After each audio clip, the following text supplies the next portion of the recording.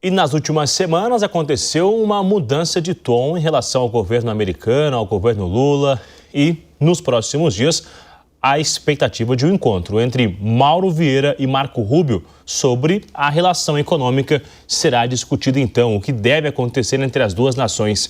A gente conversa agora ao vivo com um advogado especializado em direito internacional e também especialista em macroeconomia, o Daniel Toledo, a quem eu agradeço a gentileza por atender a Jovem Pan neste final de semana, sobre esse encontro que ainda não foi agendado, mas que deve acontecer já nos próximos dias. O que esperar nessa alteração de um tom? Já mudou o discurso, Lula inclusive já fala em colocar as divergências sobre esta mesa de negociações. O que esperar então do encontro entre o chanceler e o secretário de Estado Marco Rubio, doutor?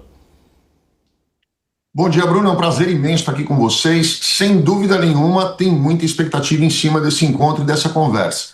Porque o Brasil já vem há meses lutando para que esse encontro aconteça, para que essa conversa se desdobre, para que os problemas sejam resolvidos, né? Diretamente resolvidos. E essa estrutura que foi totalmente costurada, totalmente orquestrada pelo Richard Grenell, em parceria com o Joesley Batista, foi trazendo o Donald Trump para dentro de uma realidade econômica, tirando o Donald Trump daquele discurso político que fez com que realmente esse bate-papo acontecesse, a estrutura começasse a acontecer e que, obviamente, é interessante tanto para o Brasil quanto para os Estados Unidos, principalmente nesse momento em que os Estados Unidos estão enfrentando aí esse embate extremamente sério com a China e que nós já sentimos aqui dentro dos Estados Unidos os impactos dessa falta de acordo entre Estados Unidos e China, onde nós vemos aí a questão do tarifaço contra o Brasil impactando diretamente dentro da economia americana, principalmente no mercado de carnes e café, né? O café que é muito dito aqui, inclusive foi citado pelo próprio presidente Trump como dizendo que ele tinha saudades do café brasileiro.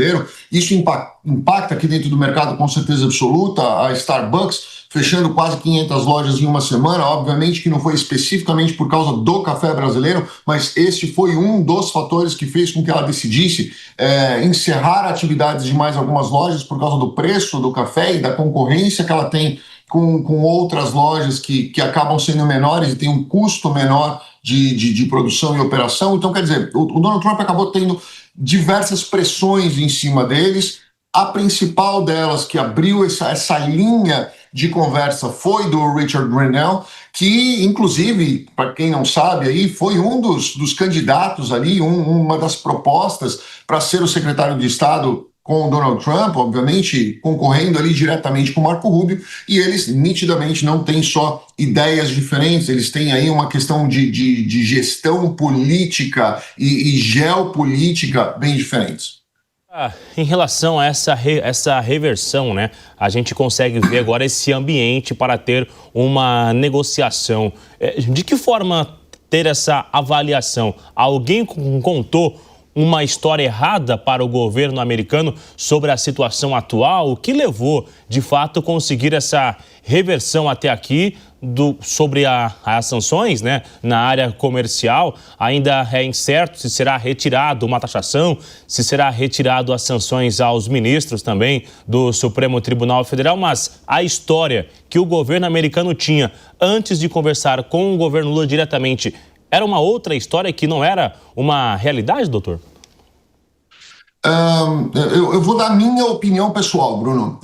O que acontece? O Donald Trump colocou o Marco Rubio para poder negociar essa questão e o Marco Rubio tem uma postura muito, muito, muito radical, até pela ascendência dele, né? Ele é descendente de cubanos e que ele veio dentro dessa comunidade cubana que teve aí uma verdadeira ojeriza por governos comunistas radicais e até pela própria situação como está Cuba hoje.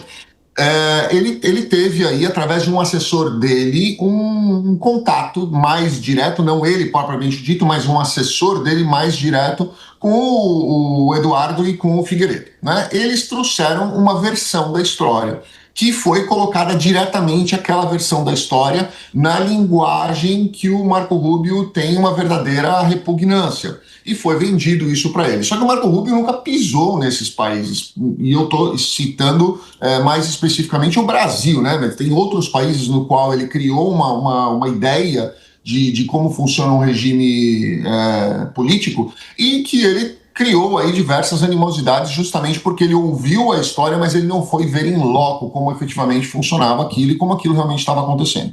O Marco Rubio transportou essa ideia para o Donald Trump. E se as pessoas forem olhar nas redes sociais do Marco Rubio, quem deu as maiores bordoadas no Brasil foi o Marco Rubio, não foi o Donald Trump. Donald Trump simplesmente reiterava aquilo que o Rubio colocava, mas as pancadas, a imputação da lei Magnitsky e uma série de outras questões que foram contra o país e não contra pessoas específicas do país, eu acho que se você tem uma diferença com uma determinada pessoa, você mira naquela pessoa. Se você tem um problema com um diretor de uma empresa, você mira no diretor da empresa e não na empresa inteira. Você não quebra uma empresa por causa de uma divergência que você possa ter de interesses ou divergência pessoal com uma pessoa específica dentro daquela determinada empresa.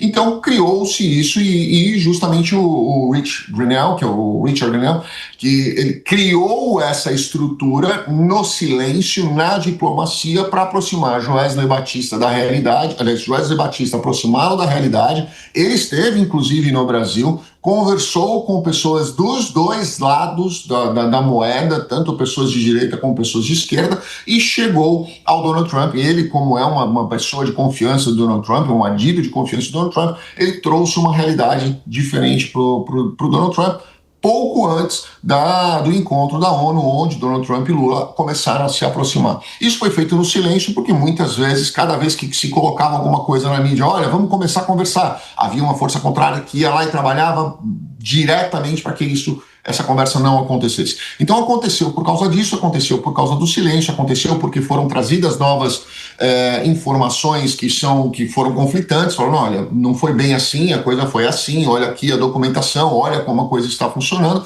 e aí o Donald Trump começou a enxergar que as coisas não eram exatamente como estavam sendo vendidas para ele. Agora, em relação ao histórico de Marco Rubio, ele é um secretário que consegue ter uma flexibilidade, que aceita um convencimento, um diálogo. Há, de fato, uma expectativa de que ele possa reverter algumas ações que foram anunciadas recentemente, ou haverá um chá de constrangimento nessa conversa de Marco Rubio com o chanceler?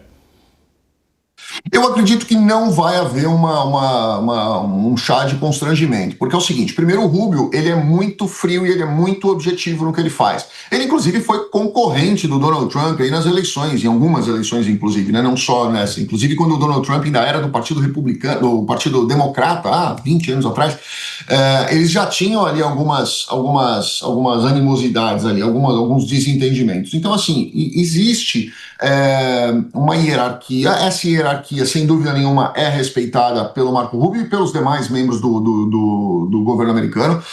Eles sabem que os interesses do Donald Trump vão ser respeitados e vão ser impostos, porque esta é a regra deste governo e ponto final. Eles sabem ali que a ordem do Donald Trump é o que o Donald Trump quer e ponto final. E ele vai, obviamente, tentar fazer da forma mais tranquila possível, até porque uma das regras para que essa conversa acontecesse, na verdade foi a única regra que foi colocada por parte do Lula, é que não fossem trazidas à mesa assuntos que fossem políticos, e sim assuntos estritamente comerciais e econômicos de interesse dos dois países. Então eu acredito que essa conversa ela vai ficar estritamente limitada aos assuntos econômicos e de interesses comerciais dos dois países. A gente vai seguir, então, acompanhando esse encontro, quando deverá acontecer e, claro, essas repercussões. Eu espero que a gente volte a conversar logo mais para repercutir esse encontro e também o que será anunciado. Muito obrigado por atender a Jovem Pan nesse final de semana, doutor. Muito obrigado a vocês, um grande abraço, excelente final de domingo. A gente segue.